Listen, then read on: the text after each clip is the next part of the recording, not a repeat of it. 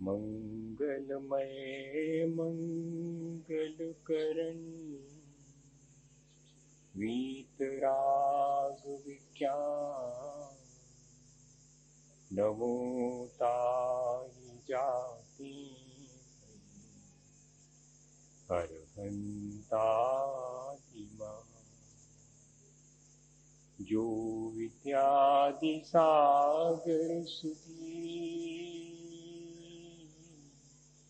जो विद्यादि सागर सुधी गुरु हैं हितैषी शुद्धात्म में निरत नित्य हितोपदेशी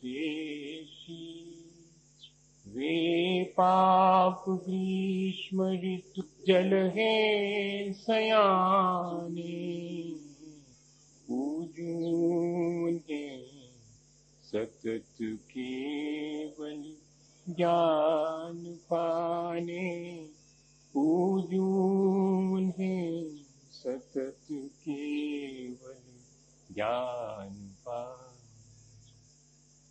बोले भगवान महावीर स्वामी की, दस लक्षण महापर्व की, आचार्य गुरुवर विद्यासागर मुनि महाराज की।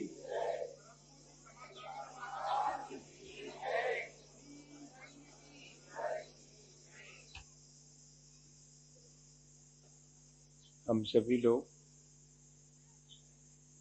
हमेशा की तरह आज भी अपने जीवन की बुराइयों को दूर करने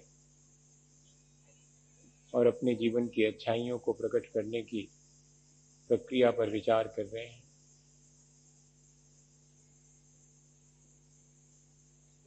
दूसरा कोई हमारे सामने क्रोध करे, हमें अच्छा नहीं लगता।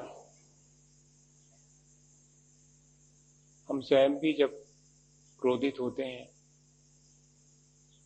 तब हमारा मन भी कलुषित मन, वह भी हमें अच्छा नहीं लगता। कोई हमारे सामने बढ़ चढ़ करके अपनी प्रशंसा करे स्वयं, तो उसका वो अहंकार से भरा हुआ व्यवहार हमें अच्छा नहीं लगता। दूसरा हमारे साथ छल कपट करे, हमें धोखा दे, वो भी हमें अच्छा नहीं लगता। कोई बहुत लालची हो, बहुत लोभ करे, उसे भी हम अच्छा नहीं मानते। और ये सब चीजें हमारे भीतर हो तब क्या हम इन्हें अच्छा मानेंगे?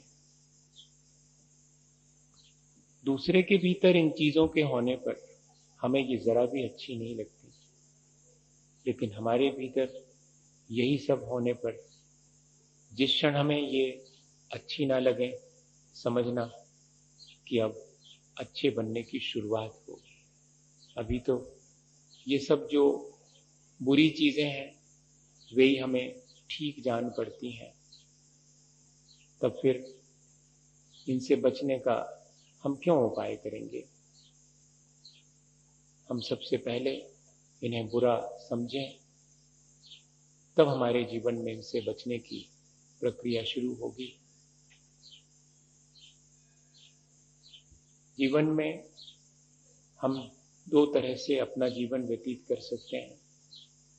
अपने को इस पूरे संसार का केंद्र बिंदु मानकर शेष सारे संसार को अपनी परिधि मानकर हम जीवन जीते हैं, तो ऐसा जीवन अहंकार से भरा हुआ जीवन कहलाता है। अपने को केंद्र मानना यानी अपने को ही संसार में सबसे श्रेष्ठ मानना और अन्य जीवों को अपने से कम और छोटा मानना, यही तो अहंकार है। और दूसरा जीवन जीने का ढंग, वो चाहे तो हम वो अपना सकते हैं। बहुत बड़े समुद्र में जैसे एक बूंद अगर अपने अस्तित्व को समुद्र में ही विलीन कर देती है तो उसका वह अस्तित्व क्षण भर को तो विलीन हुआ मालूम पड़ता है, लेकिन वह बूंद स्वयं समुद्र हो जाती है। ऐसे ही यदि हम इस संसार में अपनी उपस्थिति को और लोगों के लिए उपयोगी और लोगों के काम आने के लायक अपनी उपस्थिति को दर्ज करें तो वह जीवन जीने का ढंग, विनय पूर्वक जीने का ढंग कहलाएगा। मृदोर भावो मार्दवम, यह जो विनय का, मृदुता का भाव है, अपनी उपस्थिति से दूसरे का उपकार हो, ऐसा जो भाव है वो सब मृदुता और विनय का भाव है, जो हमारे मान कषाय या अहंकार से हमें बचा लेता है। एक बहुत बड़ा साधु जनों का सम्मेलन होना था। एक एक करके उस गांव में सैकड़ों साधु पहुंच गए। गांव छोटा था, साधुओं की संख्या बहुत अधिक हो जाने से स्थान ही नहीं बचा। जो साधुओं में प्रमुख थे वे भी थोड़ी मुश्किल में पड़े कि इतने साधुओं को निमंत्रण तो दे दिया है, अब यहां तो स्थान है ही नहीं। मालूम पड़ा कि एक और बहुत पहुंचे हुए साधु पधार रहे हैं। अब थोड़ी और मुश्किल लगी कि इतने बड़े साधु के लिए भी हम स्थान ही नहीं है तो क्या जवाब देंगे। उन्होंने एक अन्य साधु के हाथ से एक दूध से भरा हुआ, लबालब भरा हुआ ग्लास उन साधु के पास भेजा।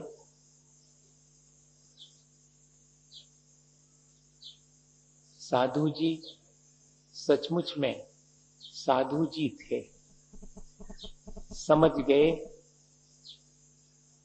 कि आमंत्रण तो सद्भावना पूर्वक दिया गया है, लेकिन स्थान शेष नहीं होने से असमंजस हो रही है।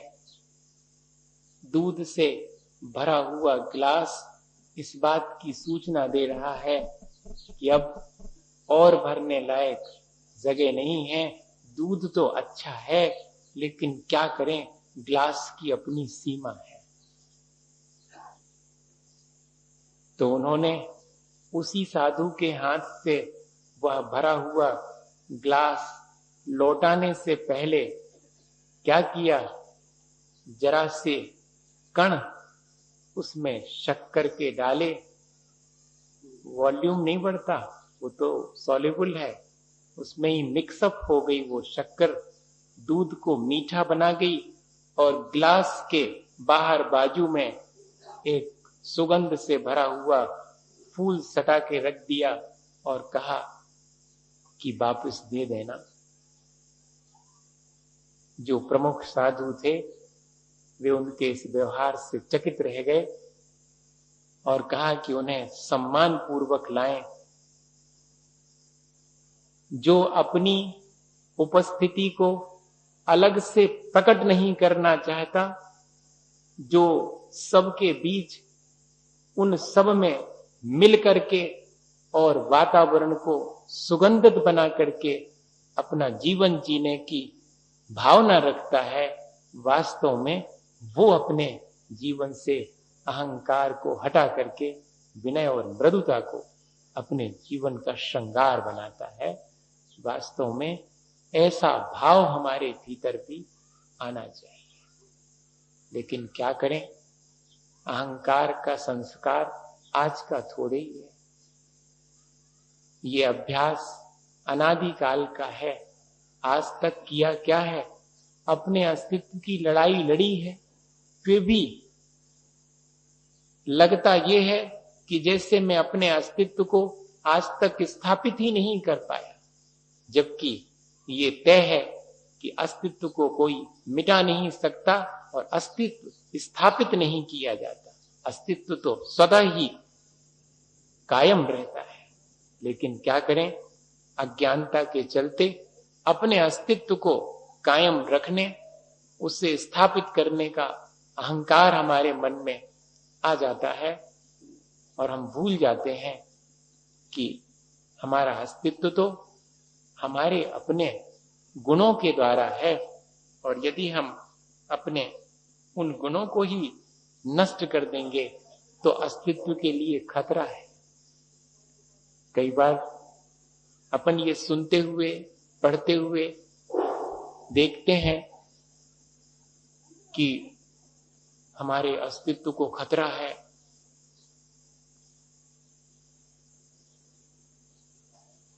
तो कैसा लगता है कि हाँ, सचमुच हमें कुछ करना चाहिए। क्या करना चाहिए? भीड़ इकट्ठी करके अपनी शक्ति का प्रदर्शन करना चाहिए। अपने अस्तित्व के लिए हम अपनी शक्ति का प्रदर्शन करते हैं। ये अपने अस्तित्व को कायम करने और स्थापित करने का ढंग, ये भी हमारा अहंकार से भरा हुआ ढंग है। हम चाहते तो हम अपने अस्तित्व को स्थापित करने के लिए अपनी गुणवत्ता को बढ़ा सकते थे। जो अपने आप में प्रतिष्ठित हो गया, वास्तव में प्रतिष्ठा तो उसी की है। हम किसकी प्रतिष्ठा करते हैं? अनंत और सिद्ध भगवान की प्रतिष्ठा करते हैं, क्योंकि वे अपने आत्मा में स्वप्रतिष्ठित हैं। इसलिए वे हमारे द्वारा प्रतिष्ठा के योग्य हैं। प्रतिष्ठा अपने आप कायम रहती है। हम तो अपनी प्रतिष्ठा को लेकर के हमेशा चिंतित बने रहते हैं। हम विचार करें कि वास्तव में ऐसी जो हम अपनी प्रतिष्ठा या अपना अस्तित्व, अपनी अस्मिता कायम करने का जो ढंग अपना चुके हैं, क्या वो ठीक है? हमें लगे कि नहीं, ये ठीक नहीं है, तो हमें उसमें परिवर्तन अवश्य करना चाहिए, वरना यह हमारा जो जीने का ढंग है वो हमारे पतन का कारण बनेगा। रावण का अहंकार पूर्वक जीना उसके पतन का कारण बना। द्विपायन मुनि का क्रोध कर लेना, उसके पीछे छुपा हुआ अहंकार ही था। क्रोध तो बाद में हुआ, अहंकार था कि मैं इतना महान साधक, और सहनशीलता नहीं रही, क्रोध आ गया, उनका पतन भी साथ साथ में हुआ। ऐसे सैकड़ों उदाहरण हैं जो कि अहंकार से भरे हुए व्यक्ति के जीवन को पतन की तरफ ले जाते हैं। अपन सब जानते हैं। अपने भीतर भी अगर ऐसा ही ढंग अपन ने जीने का, अपने अहंकार को ही हमने अपने जीवन जीने का ढंग मान लिया हो, तो उसे छोड़ें। अहम करोति इति अहंकारः, मैं करता हूं, यही जो भाव है वही तो अहंकार है।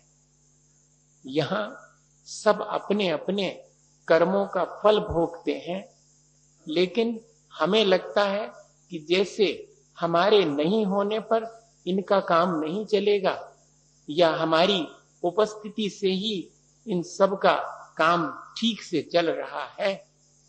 लेकिन वास्तव में देखा जाए तो जब हम नहीं थे तब भी ये संसार ऐसा ही चलता था, और जिस दिन हम इस संसार से विदा ले लेते हैं तब भी ये सब यथावत ऐसे ही चलता रहता है।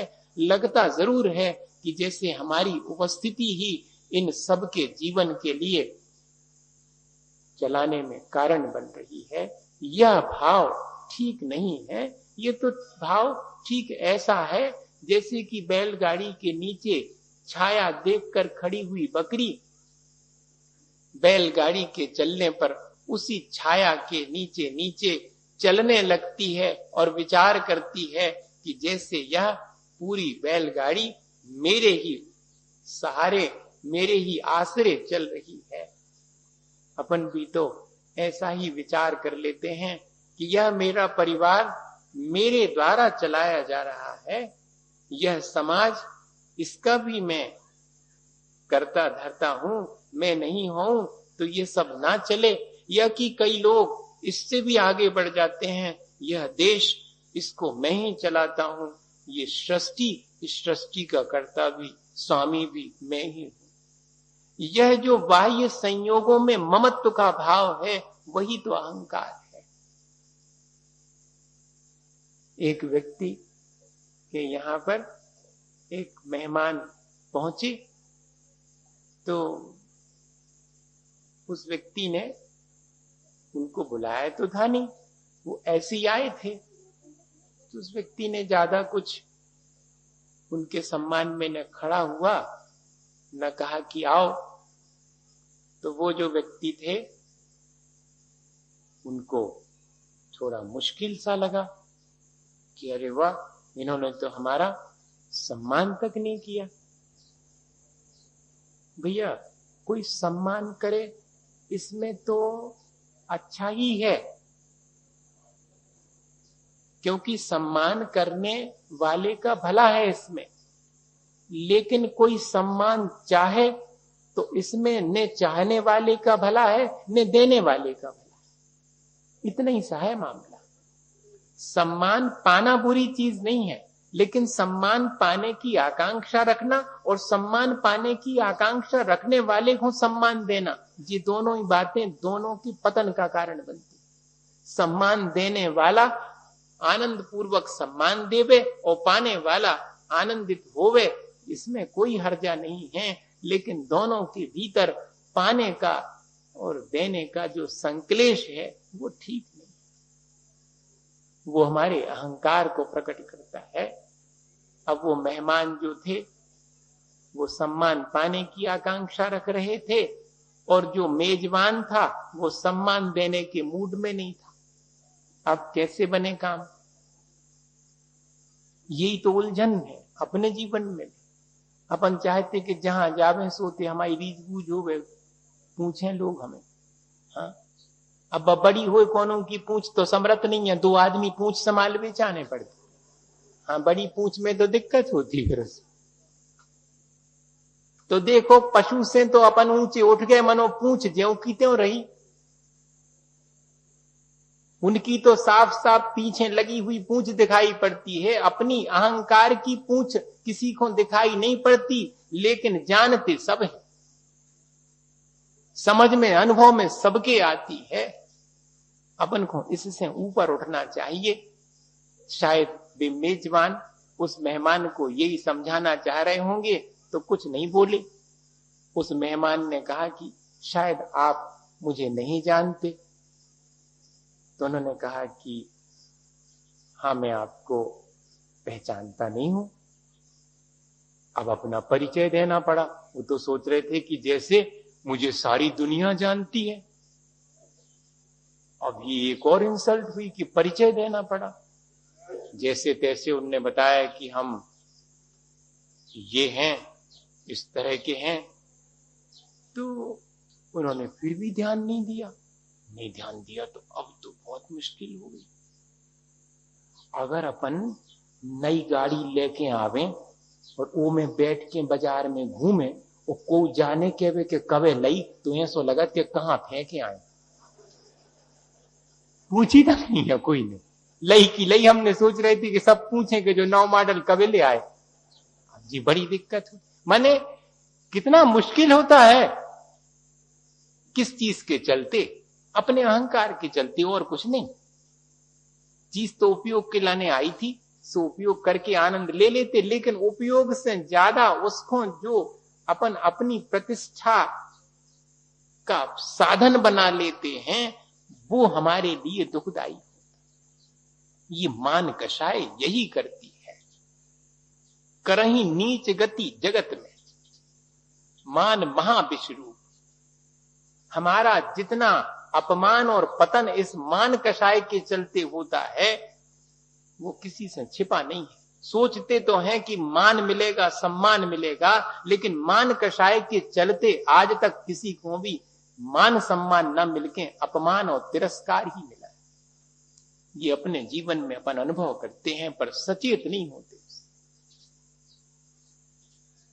अब जब उन्होंने और थोड़ी अपनी प्रशंसा की बातें कही, अपनी डिग्री बताई, अपने और जो भी उपलब्धियां हैं वो बताई, तब भी वो जनाब चुप ही बैठे रहे। तो इन्होंने फिर कहा कि आप क्या समझते हैं?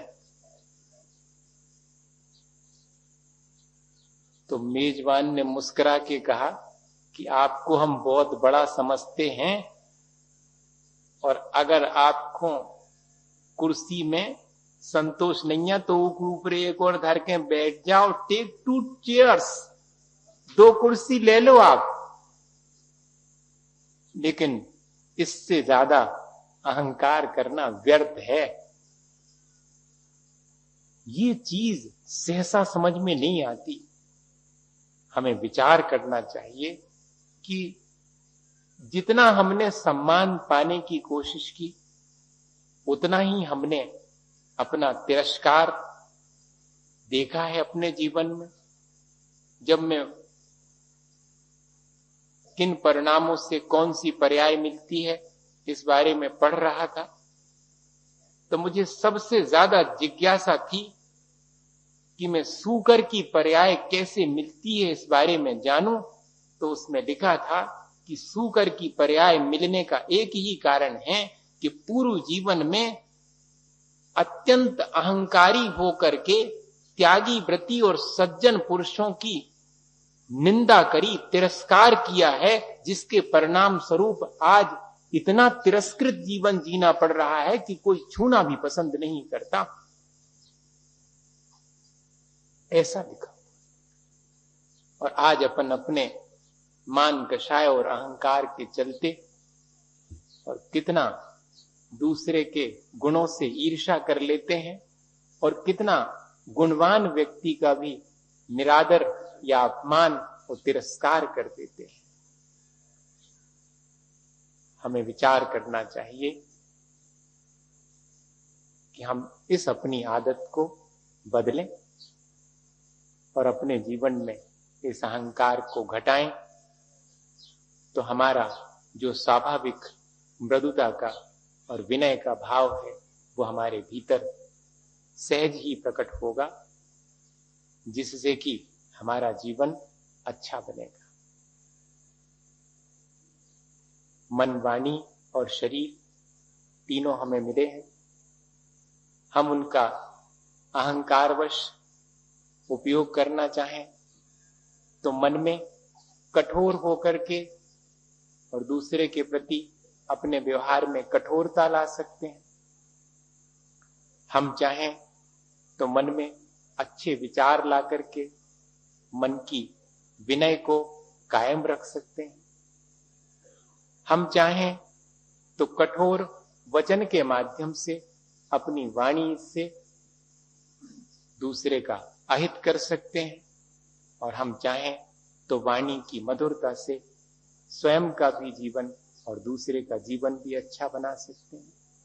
और हम अपने शरीर के द्वारा दूसरे का तिरस्कार करके और अपना और दूसरे का अहित कर सकते हैं और हम चाहें तो दूसरे की मदद करके अपने शरीर से दूसरे को सहारा दे करके और अपने और दूसरे के जीवन को अच्छा बना सकते हैं।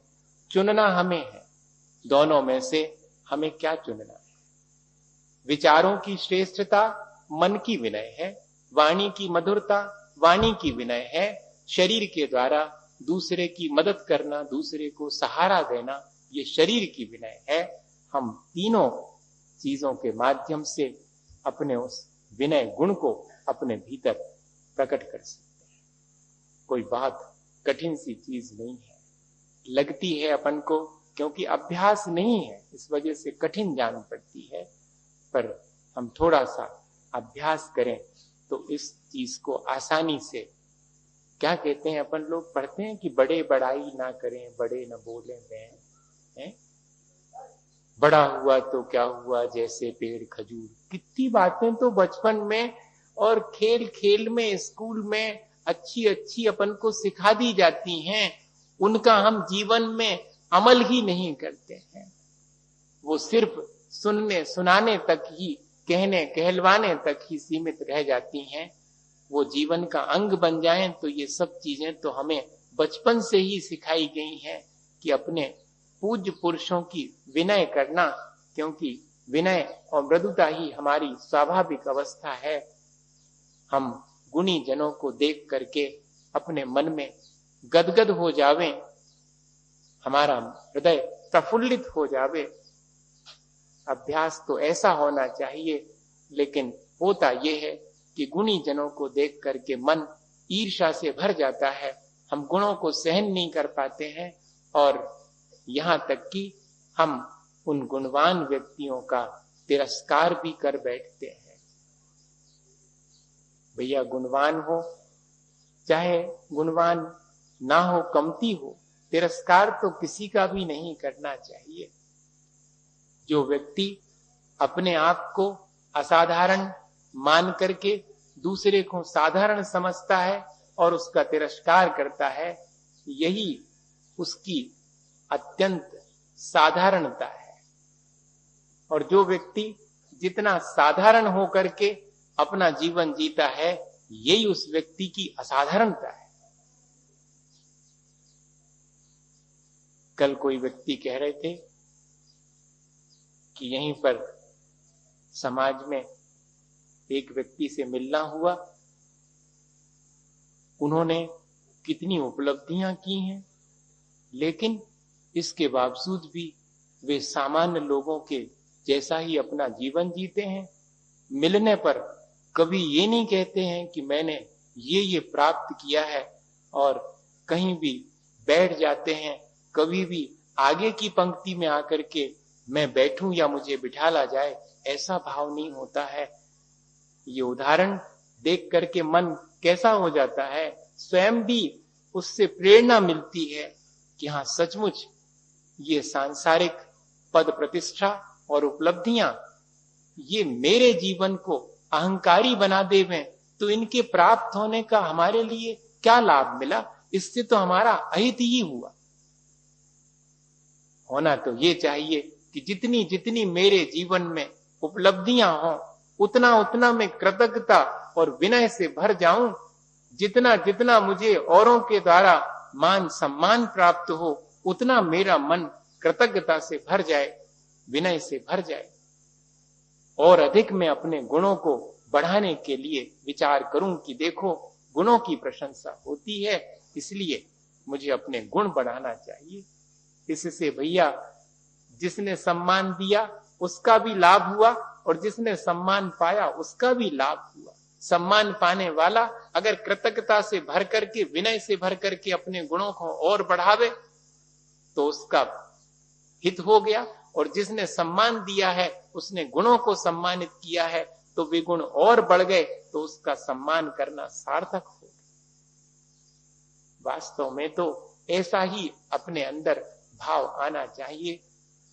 कोशिश करें अपन, नहीं आ पाता है ये बात जुदी है, लेकिन कोशिश तो अपने को करनी चाहिए। दिन भर में देखें अपन कि कब कब कोई हमारा सम्मान करता है तो हमारा मन अहंकार से भरता है या कृतज्ञता से।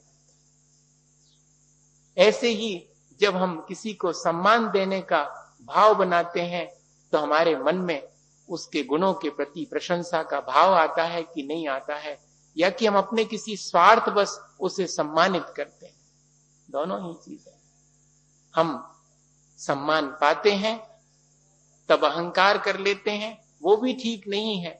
जब हम दूसरे को सम्मान देते हैं किसी स्वार्थ बस, वो भी ठीक नहीं है। हम सम्मान दें तो उसके गुणों को और बढ़ाने के लिए दें, और हमारा स्वयं का सम्मान जब होता है तो हम अहंकार से न भर के कृतज्ञता से भर जाएं। इस तरह हम अपने जीवन को मृदुता से और भर सकते हैं, अपने जीवन को विनय से सजा सकते हैं। बहुत छोटा सा एक उदाहरण आपको दूं, शायद बात समझ में आए। वैसे तो और भी बहुत सारे उदाहरण हैं, पर आज मेरा मन उस एक अपने बहुत प्रिय उदाहरण को देने का है, जो मैं कभी कभार देता हूं। मेरा मन भी उस उदाहरण को देख करके, सुन करके विगलित हो जाता है कि सचमुच हमारे अपने जीवन में हमने क्या कमाया। थोड़े से पद प्रतिष्ठा, थोड़ी सी उपलब्धियां, और वे भी हमारे अहंकार बढ़ाने में कारण बन गई। तो हमने क्या पाया? हमने तो जो था उसे मानो और खो दिया। एक गरीब व्यक्ति गांव से चलकर शहर में आया किसी काम की तलाश में। 2 पैसे काम करके कमाऊंगा तो जीवन ठीक से गुजर जाएगा। एक सेठ के यहां पर उसने जाकर के विनय पूर्वक कहा कि सेठ जी, कोई काम आपके यहां पर मुझे मिल जाएगा? सेठ तो होना चाहिए, अच्छा है, लेकिन सेठ होने का अहंकार नहीं होना चाहिए। व्यक्ति बड़ा है, सो से बड़ा तो होना ही चाहिए, लेकिन बड़े होने का अहंकार नहीं होना चाहिए।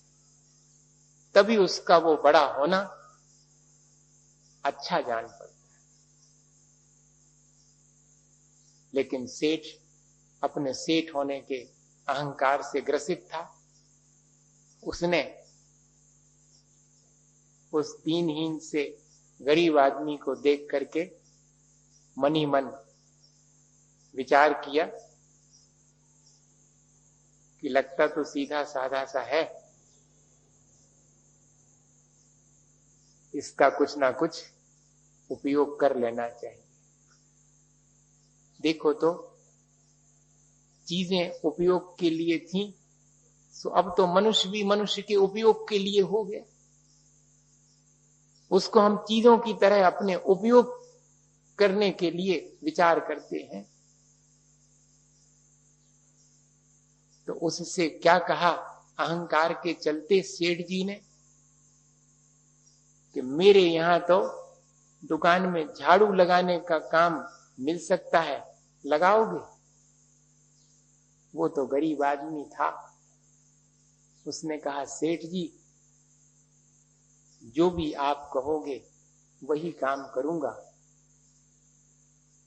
हमारे मन में भी तो ऐसा ही भाव आता है, सारी दुनिया से अपनी दुकान में और घर में झाड़ू लगवाने का। नहीं आता? आता तो यही है, कहती नहीं है, कह नहीं पाती है। पर ऐसी निकृष्टता अपने भीतर भी छिपी हुई है भैया। अपने को फिर भी हम बहुत बड़ा और महान समझते हैं।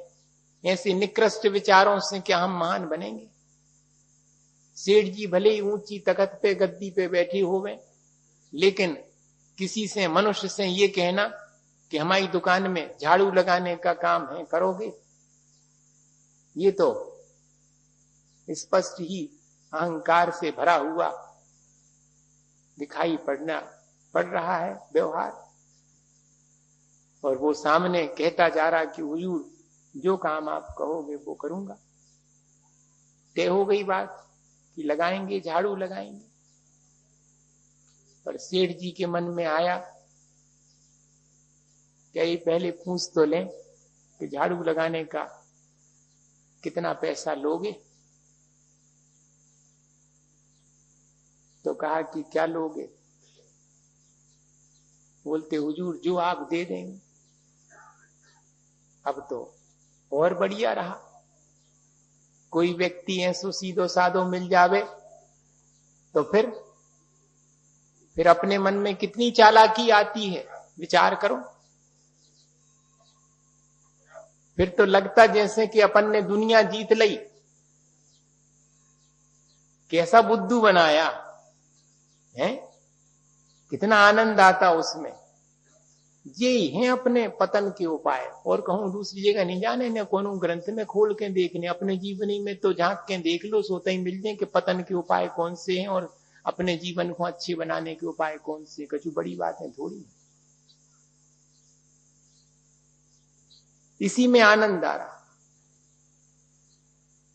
दूसरे को दुखी बनाने में, दूसरे को बुद्धू बनाने में, दूसरे के साथ छल कपट करने में, दूसरे के साथ कठोर व्यवहार करने में कैसा सुख का अनुभव होता है। अभी कैसी पतित हो गई है हमारी आत्मा, जो कि सर्व विशुद्ध परमात्मा अवस्था को प्राप्त हो सकती थी, सो अपने ही पुरुषार्थहीनता और अज्ञानता के चलते हमने उसे कैसे पतन के रास्ते पर डाल रखा है। कभी विचार करना। और कहा सेठ जी ने कि दो समय का भोजन दूंगा और 2 जोड़ी कपड़े दूंगा साल भर में, है मंजूर? काम तो सब हमारा कोई कर दे वे, लेकिन हमें ढीला नहीं देना पड़े। हम श्रम की भी कीमत नहीं देना चाहते, और कुछ लोग हैं जो श्रम किए बिना और धन संपत्ति की आकांक्षा रखते, दोनों ही ठीक नहीं है। वेल्थ विदाउट वर्क इज सिन। गांधी जी के द्वारा कहे गए 7 प्रकार के पाप पूर्ण व्यवहार में एक यह भी है कि धन संपत्ति जो कि बिना पुरुषार्थ के आई हो तो समझना पाप ही है। अर्थ पुरुषार्थ लिखा हुआ है, इसीलिए उसके श्रम का भी सम्मान नहीं किया और कहा कि ठीक है 2 बार का भोजन और साल भर में 2 जोड़ी कपड़े। राजी हो गया वो सेठ जी, भीतर ही भीतर बहुत प्रसन्न है कि अच्छा फंसा है। वैसे ही अपने जीवन में जब घटित हो गए तब कैसा लगता है, तब तो ठीक नहीं जान पड़ता। एक व्यक्ति ने अपनी बेटे का ब्याह किया तो बेटी वालों को इतना परेशान किया कि वो अपने मित्र से कहने लगे कि भाई मेरे बेटी ही क्यों हुई, मैं तो अब किसी से भी कहूंगा कि बेटी ना हो घर में, मेरे तो प्राण ही उन्होंने ले लिए, मानो मुझे कहीं का नहीं छोड़ा। इतनी तकलीफ मुझे उसके ब्याह में हुई। अब उनके बेटे का ब्याह तो उन्होंने कर लिया, अब उनकी भी बेटी थी, उसका जब नंबर आया तो उनको भी ऐसे ही बेटे वाले मिल गए जैसे वे खुद बेटे वाले थे। शेर को सवा शेर मिलता तब समझ में आता। तब एक दिन उन्हीं मित्र से कहने लगे कि भाई हम तो बहुत मुश्किल में पड़े, हमने तो ऐसा सोचा नहीं था। तो उन मित्र ने धीरे से कहा कि जब आप कर रहे थे तभी क्यों नहीं आपने सोच लिया कि ऐसा मेरे साथ भी हो सकता है। ये संसार है, यहां जो कुछ करते हैं उसका प्रतिफल उतना और वैसा ही हमें लौट करके मिलेगा, लेकिन भूल जाते करते समय।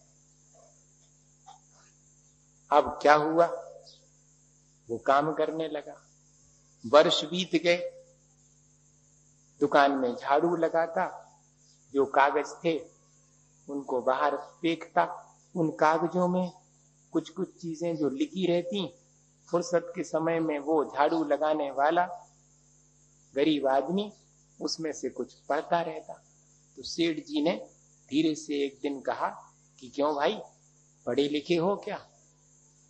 कहते हाँ सेठ जी, थोड़ा हिसाब किताब तो कर लेता हूं, जानता हूं। तो बहुत अच्छा है, फिर दुकान में पर्ची वगैरह बना दिया करे। लियो और एक काम फोकट में और मिल गया। लेकिन ये नहीं कहा कि हम तुम्हारे कुछ पैसे और बढ़ा देंगे।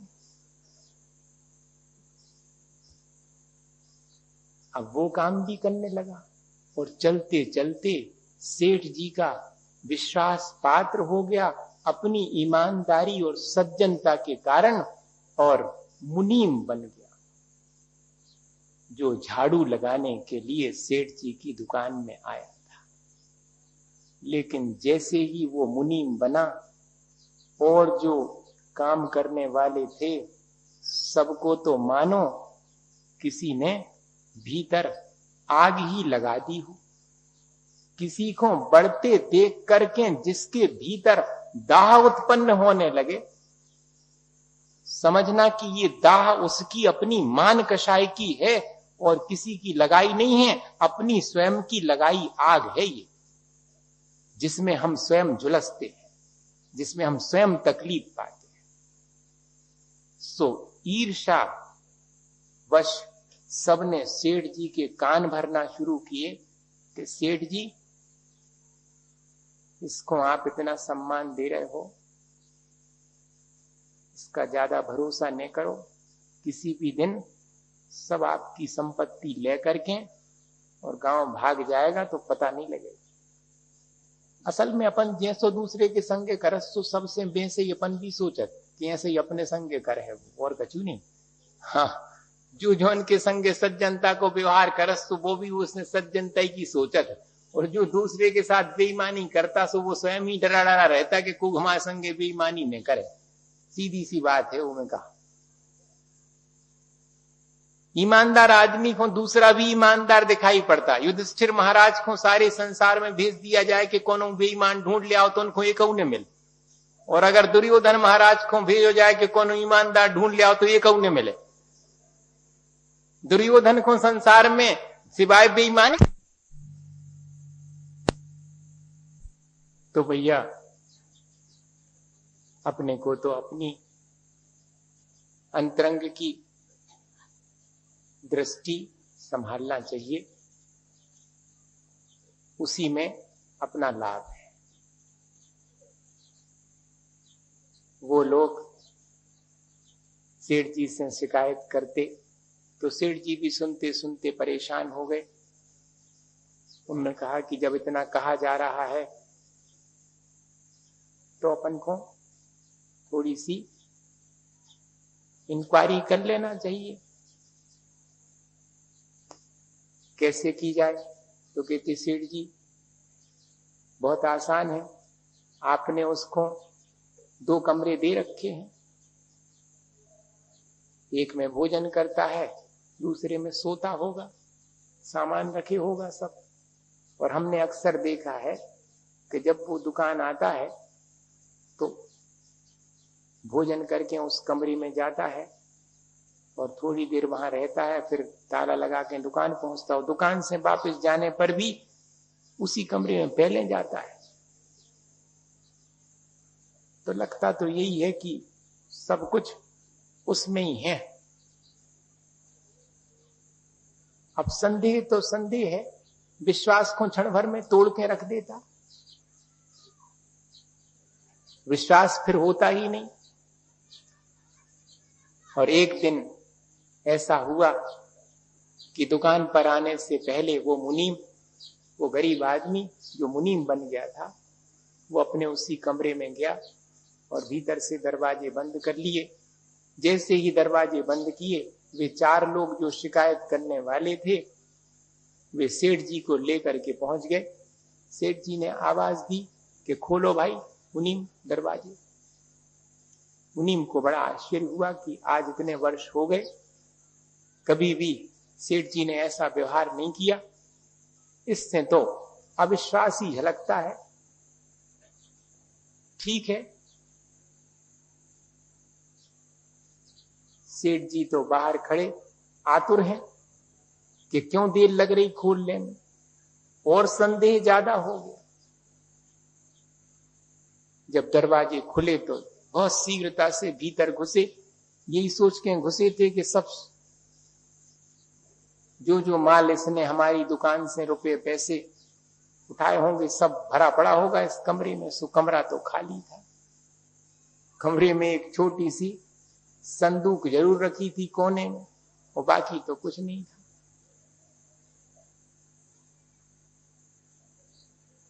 विनयवान व्यक्ति के बाहर से कुछ नहीं होता, वो तो भीतर से भरा होता है। जो बाह्य चीजों को, पद प्रतिष्ठा को हासिल करके अपने को भरा हुआ समझता है, ये उसका अपना अज्ञान है। लेकिन जो 4 लोग साथ में आए थे, उनने धीरे से इशारा किया कि सेठ जी, वो जो पेटी रखी उसी में है सब। सेठ जी ने कहा कि मुनीम साहब, लाओ उसकी चाबी दो, उस संदूक में क्या है मैं देखूंगा। हाथ जोड़े मुनीम साहब ने कि आप मेरे ऊपर विश्वास करें, आप उसकी चाबी ना मांगे। उसके बाद तो फिर यहां रहने का कोई औचित्य ही नहीं रहेगा।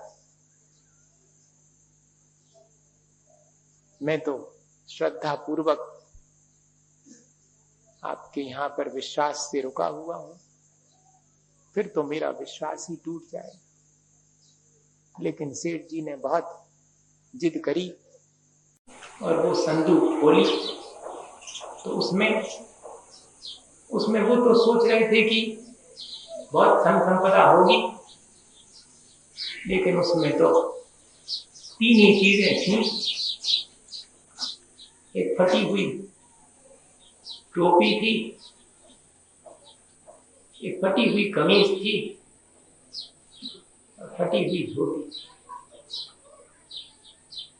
सेठ जी चकित हैं और मुनीम साहब तीनों चीजों को हाथ में लिए अत्यंत दुखी हैं और सेठ से विदा ले गए कि अब जाऊंगा सेठ जी, ये तीनों चीजें मैंने बहुत हिफाजत से रख रखी थी। आपकी दुकान पर जाने से पहले इनको देख के जाता था और दुकान से लौट करके भी इन्हीं को देख देता था कि इसी हालत में मैं आपके यहाँ आया था। आपकी कृपा से मैंने सब कुछ हासिल किया।